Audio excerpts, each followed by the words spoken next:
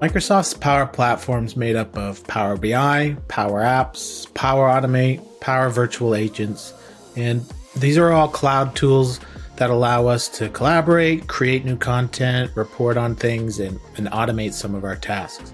Historically, the licensing has been a bit complicated and really hard for not only IT professionals to understand, but business users and analysts and even consultants like myself. We have a hard time even explaining to our clients all the upfront costs of using the Power Platform.